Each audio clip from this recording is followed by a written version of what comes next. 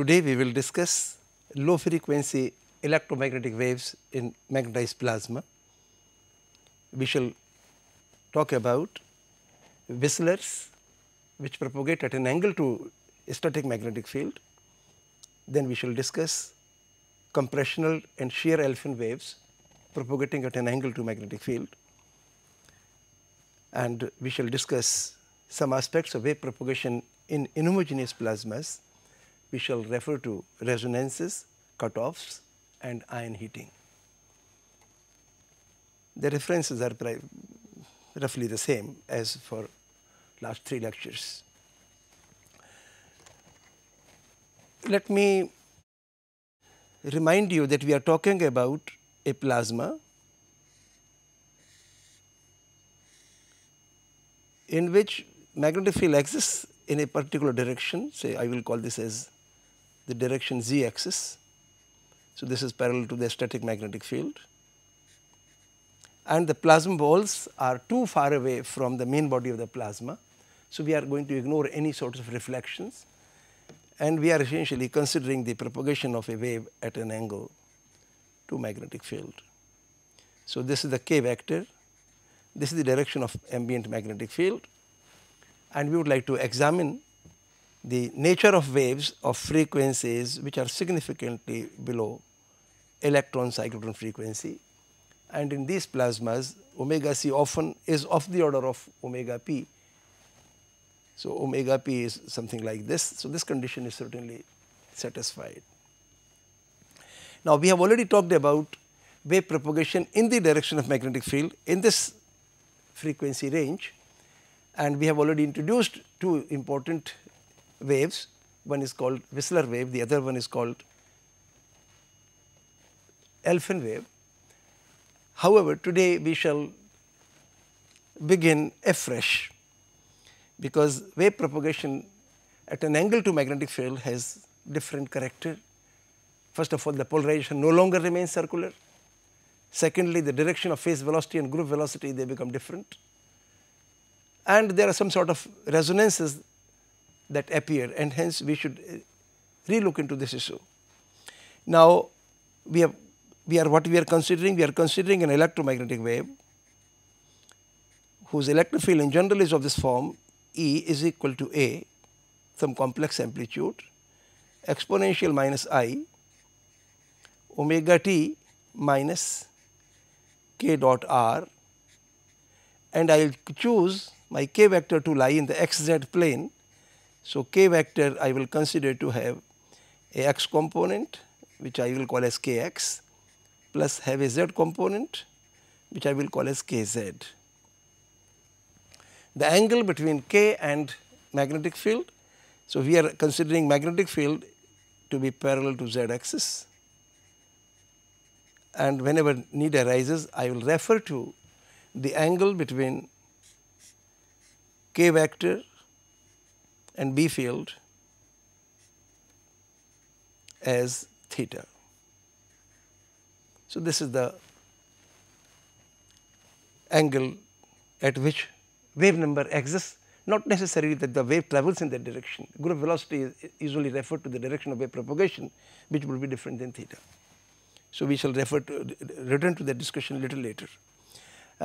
Before I do some analysis, let me remind you that we are talking about a plasma, in this such a plasma, and if I treat this plasma to be cold, when the thermal effects are not important, in that case these permittivity tensors, the tensor has finite components which are expressible in terms of 3 quantities: epsilon xx, epsilon xy and epsilon zz. Epsilon xx is 1 minus omega p square upon omega a square minus omega c square, and similarly there is an ion term which is omega pi square over omega a square minus omega ci square. Now, what happens when omega is much less than omega c? Omega you can ignore here, and this term becomes positive, and this is usually smaller than the second term. but we should keep it general. The second term can be negligible as well, depending on how small omega is. So, I will ignore this term here.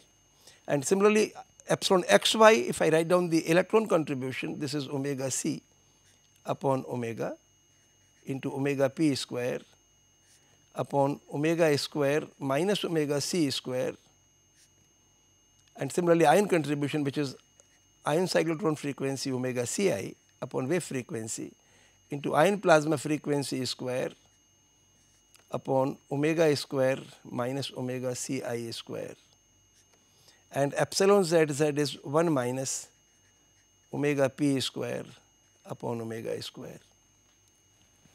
You must note that because we are talking about omega much less than omega c, so in this case epsilon zz is much bigger than epsilon xx or epsilon xy, one thing. Secondly, if your frequency is higher than omega pi,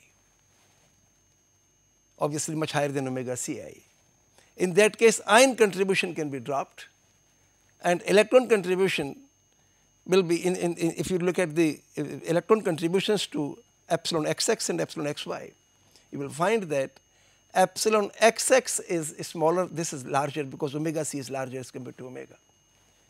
So, in a frequency domain where omega is much less than omega c but much bigger than omega pi, you can ignore the ion motion and epsilon xx is much less than epsilon xy, and obviously both of these are much less than epsilon zz.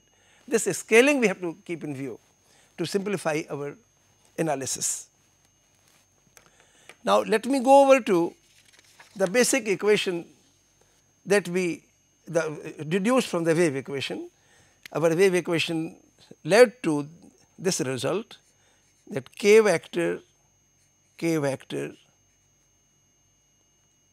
minus k square I vector minus plus I is the unit diadic, omega square by c square epsilon, this quantity dot E is equal to 0. This is the basic result that we deduce from the wave equation by replacing del operator by I k vector, delta delta t by minus I omega, and just from third and fourth Maxwell equation you deduce this equation. This is a very general equation. First of all, I would like to see the character of this equation. If I write, because this is a vector equation, this should be true for all components, and let me introduce a few interesting quantities. First of all, I will call a vector eta, which is normalized k vector normalized by c upon omega. So, let me call this as effective, well, if it were a scalar quantity I will call this as the refractive index of the medium, but it is a tensor situation, anisotropic medium. So, well, it is just treat this as a normalized propagation vector eta. And in terms of this, well, let me define a quantity d vector, sorry d not vector, d tensor. D tensor, essentially this quantity when put in terms of eta, this will be essentially equal, let me define this as eta square unit diadic. I will write this term first and other terms later. So, this can be written as minus n eta minus epsilon. So, let me define this quantity after taking a negative sign common and normalizing k by c by omega like this. Then this equation becomes d dot E equal to 0. One important thing that you may note here, if I write down the y component of this equation and recognizing that we are considering a geometry in which ky is 0. So, write down the y components of this tensor. In that case, this equation will give me, write down y component. So, of this quantity when I have to write, then I have to write essentially dyx Ex plus dyy Ey plus dyz Ez, and if you recognize that epsilon yz is 0, eta y eta z is 0 because eta y is 0. So, this term is basically 0. Then this equation gives, and if I put the values of d from here, this turns out to be primarily dyx is, it has no yx component, it has no yx component. So, this will give you minus epsilon yx Ex, and dyy if I calculate, this gives me plus eta square Iyy, which is unity, this is 0, and minus epsilon Yy Ey is equal to 0. So, this quickly gives me a relationship between various components of electric field amplitude, or this gives the polarization of the wave. And similarly, if I write down the, well, first of all, I would like to remind you that epsilon yx is the same thing as minus epsilon xy in a magnetized plasma, and epsilon yy is the same thing as epsilon xx. So, if I use these two, then I can write down Ey in terms of Ex in a simple way. So, Ey turns out to be in a magnetized plasma for a obliquely propagating wave is equal to, this will give me minus epsilon xy upon eta square minus epsilon xx Ex. And how about the z component of electric field? I can express that also in terms of Ex, and probably I will do that a little later. Well, why don't I do it right now? So, z component of this, of the vector equation, if I had written, I will get dzx Ex plus dzy Ey plus dzz Ez equal to 0, and if I substitute the values of dzx, dzx turns out to be from that expression for d, if you recall, this d as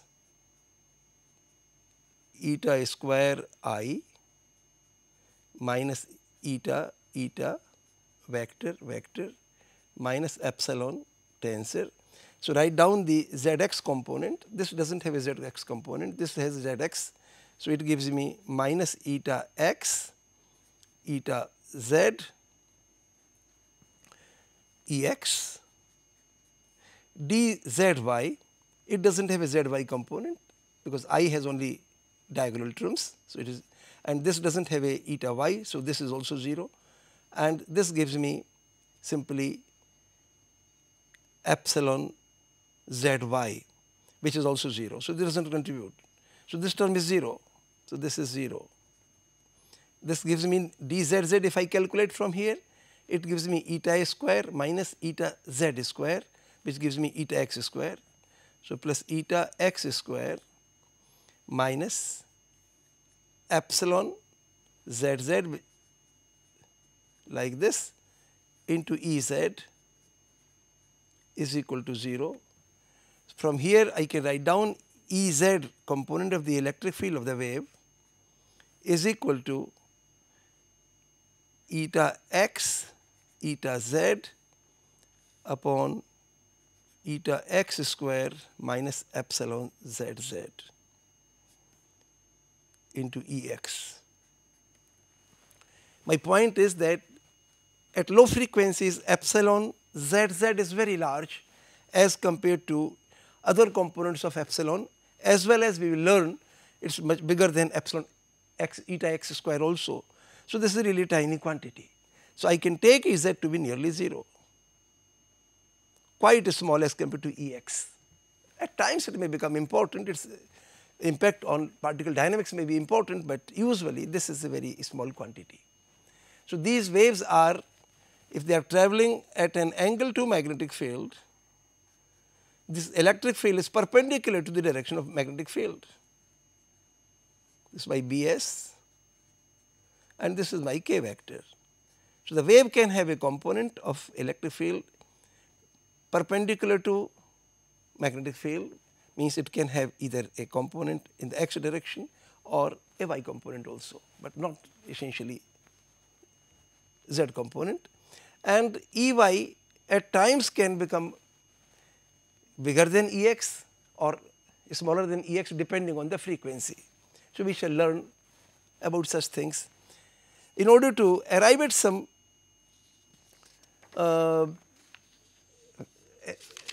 estimate of propagation constant of these waves or phase velocity and group velocity of these waves, I need to solve the dispersion relation, and dispersion relation is d, which is the tensor. Its determinant must vanish. And what are the components? Let me write down d components. The components are, if you simplify this, you will get eta z square minus epsilon xx minus epsilon xy minus eta x eta z. This turns out to be epsilon xy. This turns out to be eta square minus epsilon xx. This is 0. This is minus eta x eta z. This is 0, and this is eta x square minus epsilon zz. Now, if I expand this determinant about, this has to be 0. You can expand any determinant about a row or a column. Suppose I choose the horizontal row, the bottom row, then I will get terms in which this factor has to be multiplied with the cofactor, its cofactor, plus this term multiplied by its cofactor. But because epsilon zz is large, huge at low frequencies, so contribution of this term in its cofactor is very small as compared to the contribution of this term. So, primarily the determinant will be 0 when the cofactor of this term is 0. So, if I remove this term, maybe to have a better appreciation of this quantity, let me do this in 2 steps. First, let me write down the determinant completely, which means that this term minus eta x eta z and cofactor will be the one. So, when I cancel this column and this row, then this determinant is called cofactor, which is this into this minus this term into this term. So, obviously, this gives me eta x square eta z square into eta square minus eta xx. Then I write down this term, which is eta x square minus epsilon zz multiplied by its cofactor, which is means eliminate this column and eliminate this row. Then you are left with this 2 by 2 determinant. Its value would be this term into this term minus product of these two off diagonal terms. So, this gives me eta z square minus epsilon xx multiplied by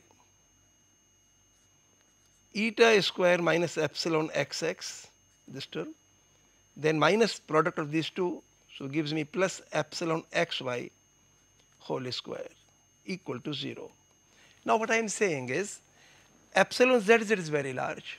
So, if this quantity has to become 0, then its coefficient really should be 0, because this is too small a term.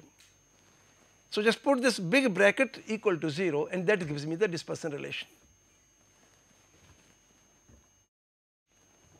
So, the dispersion relation is primarily, let me write on it separate, maybe write here, eta z square minus eta xx multiplied by eta square minus epsilon xx plus epsilon xy square is equal to 0, and this is my dispersion relation.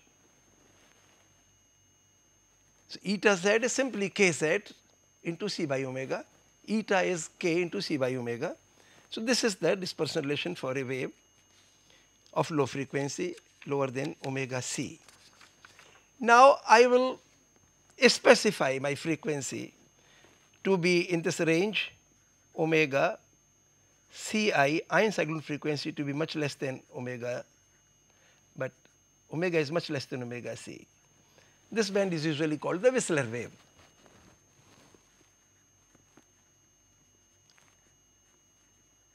So for the Whistler wave, if I consider omega c, rather omega to be much bigger than ion cyclone frequency, but you will find that epsilon xx is too small as compared to epsilon xy. And in the dispersion relation, you can ignore the terms, or rather epsilon xx terms, and the equation becomes eta z square plus epsilon xy whole square is equal to 0. This is a simple equation. If I put this in terms of kz and k, this equation, and put the value of epsilon xy, it turns out to be kz square k square is equal to omega 4 upon c4 into omega p4 upon omega square omega c square. This is the dispersion relation for a Whistler wave. What I can do? I can write down kz is equal to, kz is equal to k cos theta. Then I can write down the value of k from this expression, and it turns out to, for the Whistler wave, k is equal to omega p by c. Omega, take the fourth root and this becomes omega p by c. One omega square will cancel out. So when you take the, and becomes omega upon omega c, one cos theta will come from here, cos theta whole to the power half. This is the wave number of the Whistler wave traveling at an angle theta to magnetic field. You may note few things here, that when theta is 0, cos theta is maximum equal to unity, and k will take a minimum value. So when theta becomes small, k becomes large. So as theta goes up, your k goes up also. Means the wave will travel with a lower phase velocity. Second thing is that as plasma becomes denser, if you increase the density of the plasma, k goes up. And if you increase the magnetic field of the plasma, then k will go down.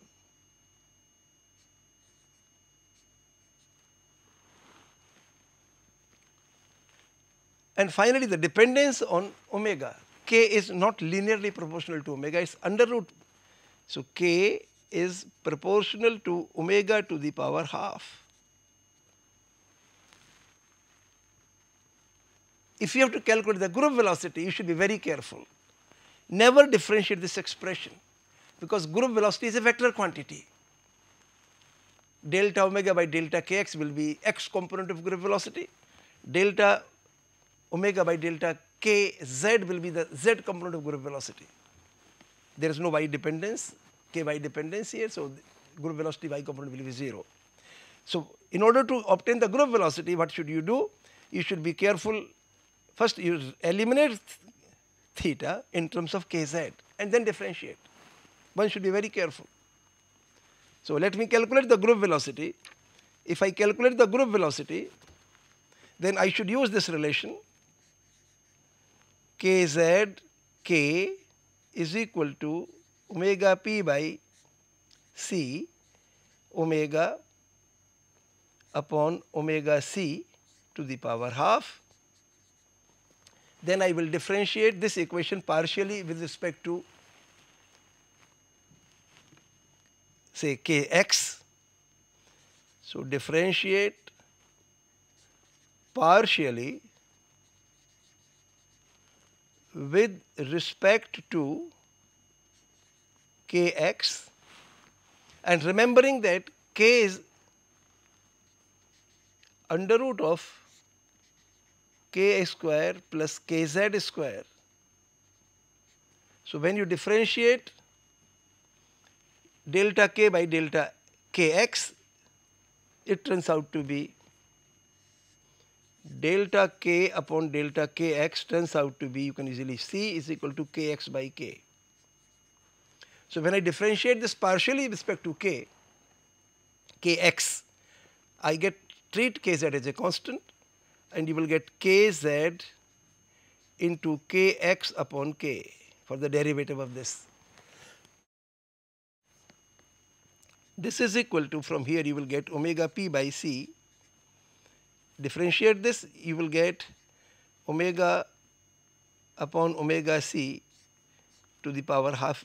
I can write down like this, into, actually I should get 1 upon 2 omega into delta omega by delta kx. Because when I differentiate with respect to omega, I will get half, omega to the minus half. So, omega minus half I have written like this. The advantage in this is that this is the same factor preserved as this quantity. And similarly, if I differentiate partially with respect to kz, I will get two terms here. One I will get, when I differentiate this, I will get k only, and when I differentiate this, I will get kz square by k is equal to, right hand side will remain the same, except the last term would be, let me just write this, omega upon omega c to the power half 1 upon 2 omega delta omega by delta kz. So, if you simplify this Vgx, which is called delta omega by delta kx, it turns out to be, this quantity is the same thing as kzk. So, this becomes 2 omega upon, this is 2 omega goes here, and this quantity is simply kzk. So, kz will cancel out, you will get kx upon k square, and Vgz would be delta omega by delta kz, this quantity. This will give me 2 omega goes up there, this becomes kz into k. So, kz into k, well, I have to be a little careful. So, k I divide, so it becomes kz upon k, so one gives you kz comes in there, and then you are left with 1 plus kz square by k square. Now, this is important because using these components you can write down the magnitude of group velocity as well as you can write down the direction of group velocity, and direction is something important that I would like to write. So, suppose your wave is traveling, sorry, this is your static magnetic field, and this is the direction of your wave travel. Whistler wave is going here, and this is the group velocity will turn out to be in some other direction. Let me call this as Vg vector. The angle k makes with magnetic field is theta. Let me call the angle group velocity makes with magnetic field as theta g.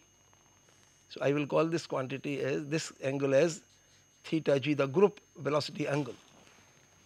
Then tan theta g,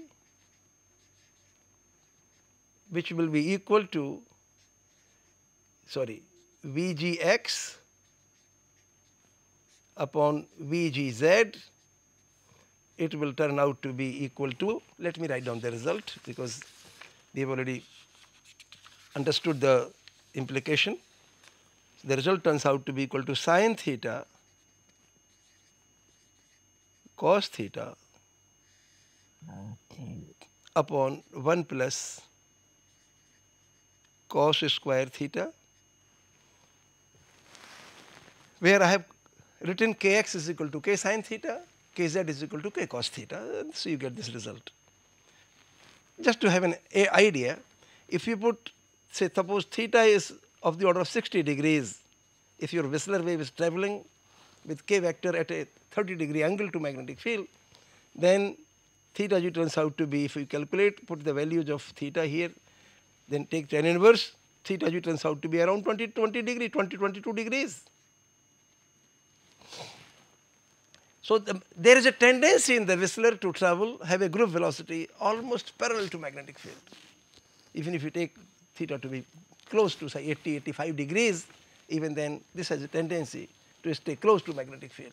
That is a very important characteristic of Whistlers, that whenever even the lines of force bend, the Whistlers also have a group velocity which is bending along the lines of force.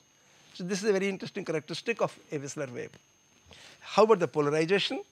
I had given you the relationship between Ex and Ey. Ey I had written like this.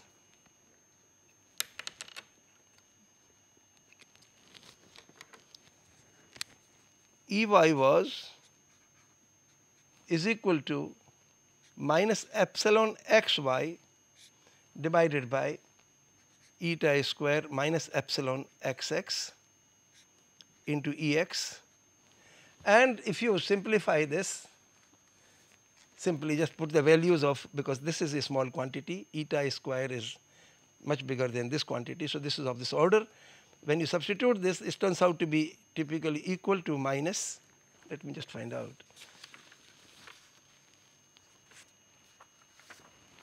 This turns out to be equal to I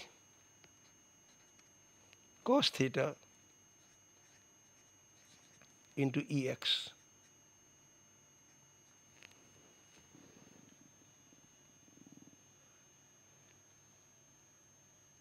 I think it should be negative sign probably, or plus I, just a second.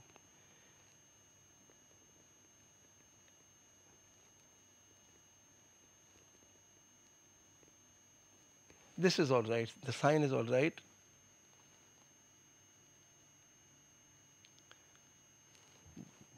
This is little, yeah, because when theta goes to 0, Ey should be Iex for right circularly polarized Whistler. So this is all right. This is the kind of sign you get. So this wave is not circularly polarized. Ey and Ex are out of phase by pi by 2, but the angle of the magnitudes are unequal. So if I plot Ex on the x scale and Ey on the y, then this will give me a plot of this sort. Ex is bigger than Ey, magnitude y, so this will be like this. This is the contour on which the tip of the electric field will rotate in the clockwise sense, like this. So this is a modification in the polarization with the direction of propagation. So I think we have learned something quite different than wave propagation in the direction of magnetic field. The polarization of the wave becomes elliptical. The group velocity doesn't have the same direction as the direction of phase velocity or the k vector. So this is a significant difference. Now I would like to take you to even lower frequencies, very low frequencies rather. Second case I would like to consider is when omega is much less than ion cyclotron frequency, which is defined as EBS upon M I, where E is the charge of the ion. I am considering to be singly ionized, otherwise it should be charge number also should be there, magnitude of magnetic field and mass of the ion. In this case what happens is that epsilon x turns out to be much bigger than epsilon xy if you just look at the components. This is the second limit, and in this limit your dispersion relation that we have just written turns out to be like this. Your dispersion relation was, let me just recollect, eta z square minus epsilon xx into eta square minus epsilon xx plus epsilon xy square is equal to 0. This term is nearly 0. So, there are two roots, one when this factor is 0, the other one when this factor is 0. See, if I take the first factor equal to 0, when you put this equal to 0, it means you are talking about eta z square is equal to epsilon xx, and epsilon xx value, if you really examine, which is equal to 1, turns out to be 1 plus omega pi square upon omega ci square, and this one is negligible as compared to this. So, this is typically of the order of ion plasma frequency square upon ion cyclotron frequency square, which is a huge number.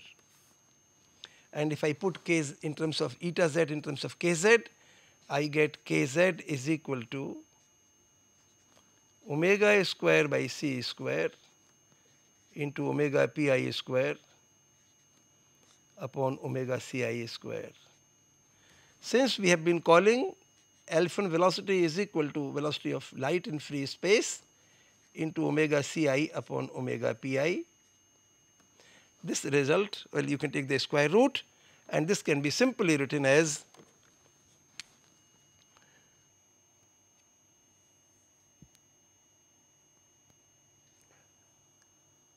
if I introduce the Alfven velocity, then I can write down the dispersion relation in a simpler way, and I shall do that on a different sheet.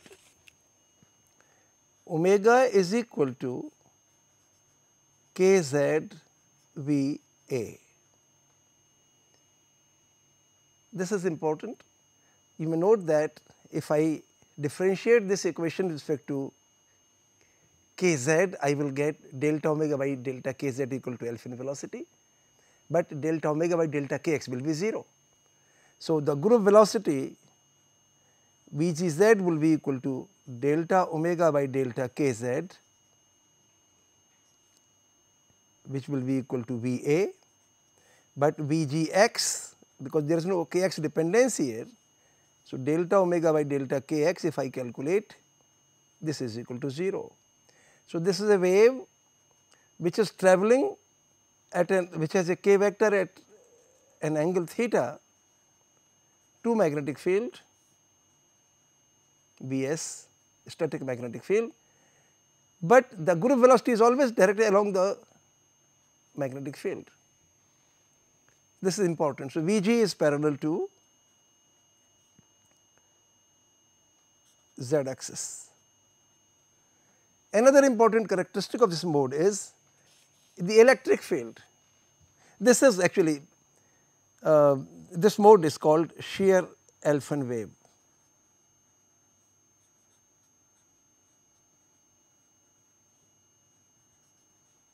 Why shear? We shall learn in a minute.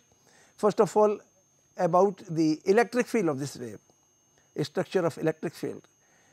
Ey, if you calculate, is proportional to epsilon xy upon some quantity here into Ex, and this epsilon xy is very tiny. So, this is nearly 0, means the electric field of this wave is primarily in the x direction. What is x direction? Let me specify my coordinate system. I am choosing my k to be in the xz plane. So, this is my z axis and this is my x direction. So, the electric field of this wave is primarily in the x direction because Ey is 0. So, this wave has an electric field in this direction, which I call as E. Electric field is in the Ex direction. Ex is finite. Now, if the electric field is in the Ex direction, you may note one thing, that electron motion, if you calculate electron drift velocity, perturbed velocity V1 of electrons or V1 of ions, both at this low frequency their velocity is primarily in the E cross B direction. They go as E cross B S upon Bs square. So, this velocity of electrons or ions is perpendicular to E and B both. So, E and B both means in the y direction, this is parallel to y. So, electrons in the presence of this Alfven wave, shear Alfven wave, they oscillate primarily perpendicular to the plane of this paper, and that is perpendicular to k vector. So, this is perpendicular to k vector, and hence there is no compression of electrons or ions or no charge compression rarefaction, and hence there is no density perturbation. So, density perturbation is 0. This is called no density perturbation.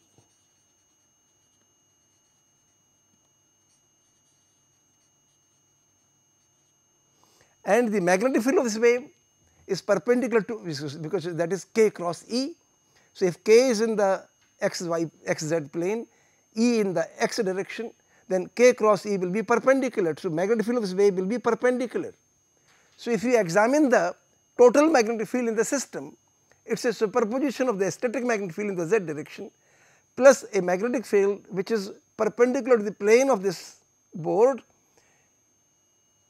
like this, but varies in the direction of k.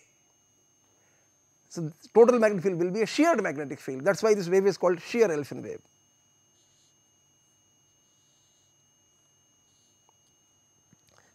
And this has a very important application in plasma physics.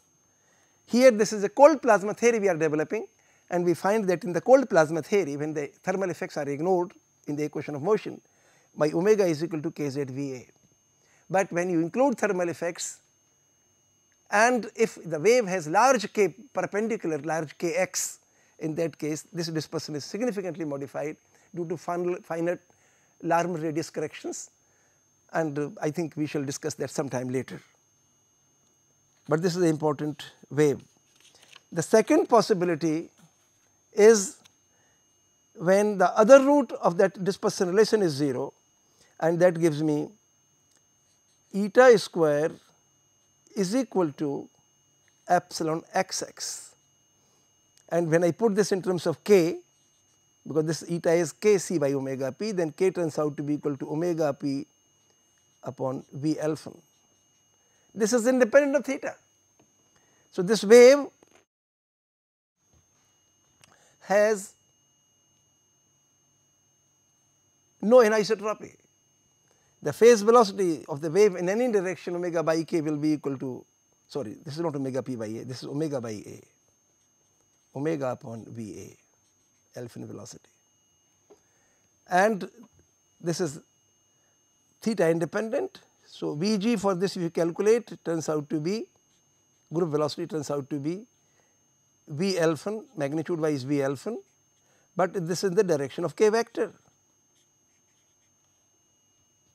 So, this wave travels, if this is the direction of a static magnetic field, this is the direction of k vector, then the group velocity will be parallel to group to, so this is the direction of k and Vg both in the same direction. How about the electric field? If you calculate the electric field for this wave, it turns out to be Ey is very large. Ex is really 0, nearly 0 for this mode. I had given you the relationship between Ey and Ex. This turns out to be large. So, the electric field of the wave is primarily parallel to y, means that is perpendicular to the plane of this board, like in this direction. Electric field is like this. Now, this has a very important implication. So, let me first represent the coordinate system. This is my z cap, this is the direction of, this is my x direction, and I am finding my electric field of the wave to be parallel to y axis like this. So, if you calculate the oscillatory velocity of electrons due to this wave and oscillatory velocity of ions due to this wave, both will be having their velocity is parallel to E cross B, and this will be upon Bs square, this will be in the direction of, because this is y, this is, so this will be in this direction. So the electrons and ions will move in this direction.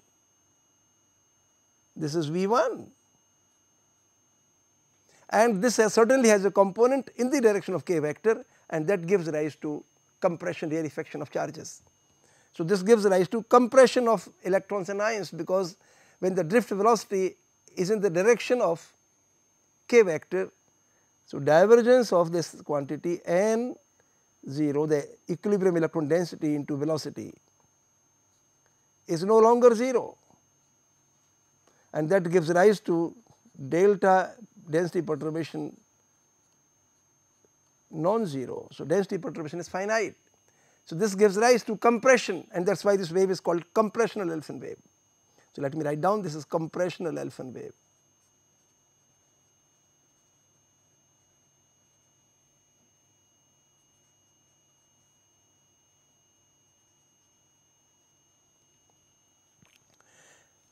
This is also a very important wave. It has been observed in many experiments, and it can provide a lot of information. Let me quickly go over to the intermediate frequency range when omega is comparable to omega Ci. In that case, ion motion has to be retained, and epsilon xx and epsilon xy may be comparable. When you take that into consideration, there are two situations one considers. Suppose the plasma is homogeneous.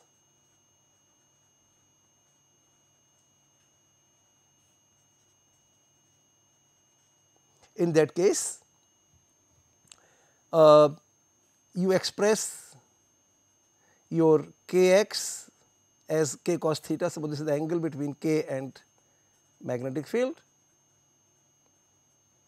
So if theta, in terms of theta, your dispersion relation becomes a quadratic equation for eta square, and the roots are eta square is equal to 1 upon 2 cos square theta multiplied by epsilon xx into 1 plus cos square theta multiplied plus minus under root of epsilon xx square into 1 plus cos square theta whole square minus 4 epsilon plus and epsilon minus, where epsilon plus minus we had defined as epsilon xx plus I times epsilon xy, and minus sign is when you take minus there.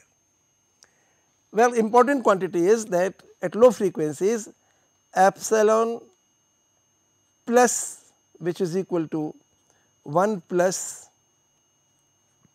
omega pi square upon omega omega Ci minus omega pi square upon omega into omega plus omega Ci, this is always a positive quantity, but epsilon minus changes sign.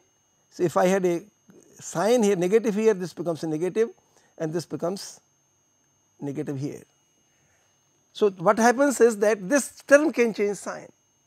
So what you will note here, that eta square has to be positive for wave propagation, and that will remain positive for both modes, plus and minus modes. For plus mode, certainly this is always possible. So if I choose a plus sign, there is no problem, wave propagates. That is called extraordinary mode. And when you choose a negative sign here, a negative sign, then this term should be smaller than this term, because when this is smaller than this term, then only eta square is will be positive, and that is possible only when this quantity is epsilon r is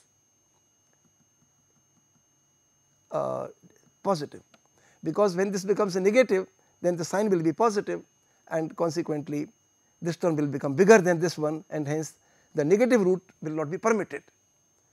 So what you are saying, what I am saying is that the lower root corresponds to what we call as the ion cyclotron wave, and this occurs when omega is less than omega Ci for negative under root, if I want this term with the negative sign. So, the ion cyclotron wave which corresponds to a cyclotron resonance here, only for omega less than omega Ci, this term is negative, is positive, and then this is permissible. That is very important thing that I wanted to mention.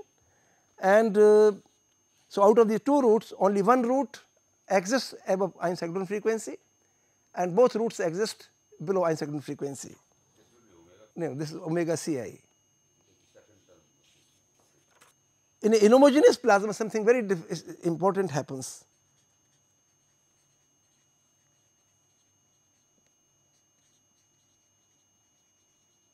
In an inhomogeneous plasma, what you have is, suppose I have a density of the plasma N0 as a function of x, or magnetic field as a function of x.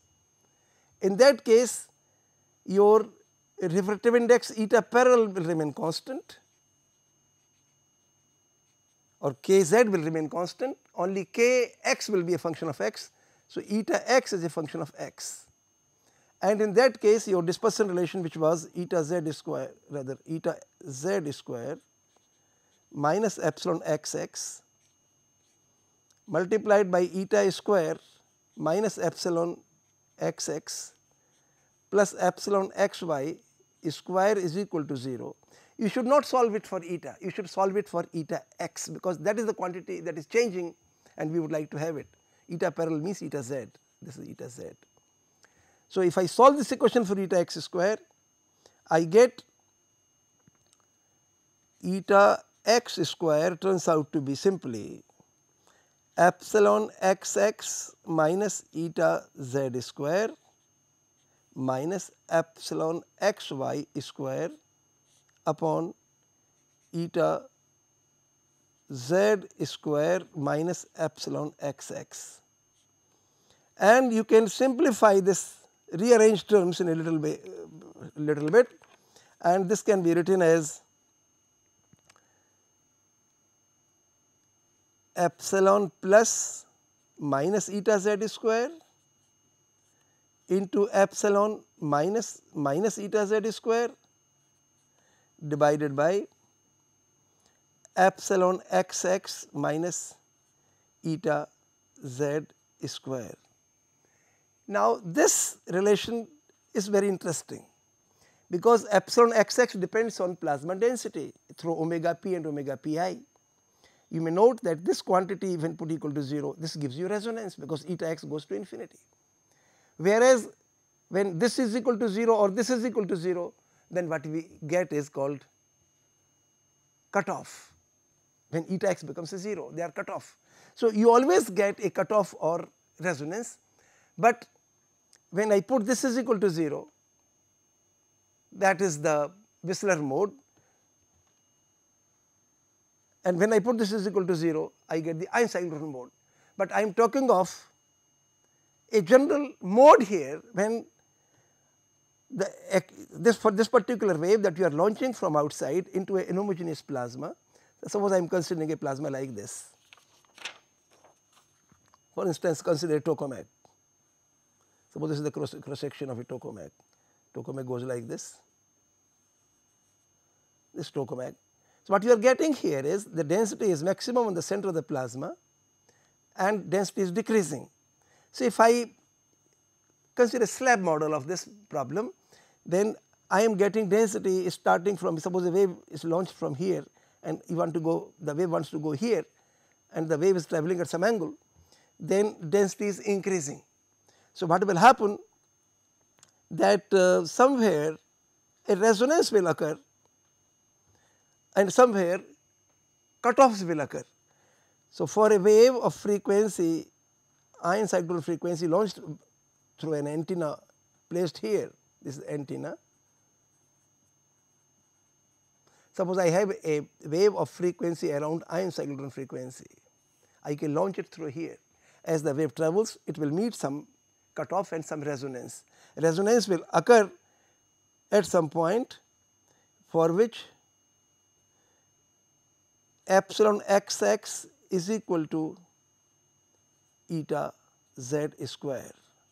Now this is an important condition because epsilon xx is equal to, at low frequencies, this is equal to 1 minus omega pi square upon omega square minus omega ci square.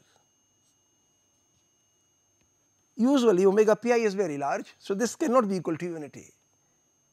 So if I want this equal to eta z square, then I require actually two species of ions.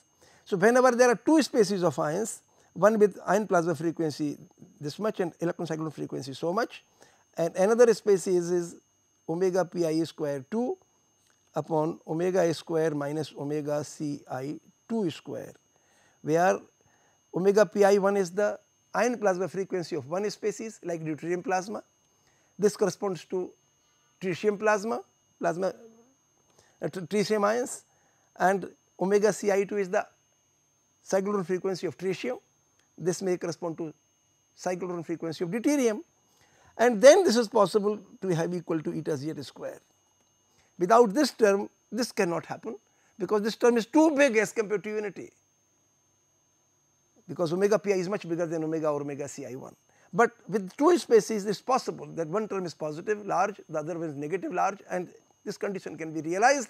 In that case your eta x will go to infinity, and in the vicinity of that there will be a region where eta x will also become 0. So whenever this condition is satisfied, in that region, this actually happens in the center here, somewhere here. So this front layer is the called the cutoff layer, in which eta x is equal to 0, and this is the layer where eta x becomes infinity, called resonant layer. So the wave can propagate from the antenna to the cutoff, but then there is a small region where this will not penetrate. It has to tunnel through, and there is a resonance, and beyond this also it can penetrate. But this is a very important area where the wave can deposit its energy. So ion-ion hybrid, this is called ion-ion hybrid resonance, which is very important. So when you are talking about wave of frequencies close to ion cyclotron frequency, you always look for some sort of a resonance, and then the wave can be very useful for plasma heating. And I think now with this I close our discussion on wave propagation in magnetized plasmas. Thank you.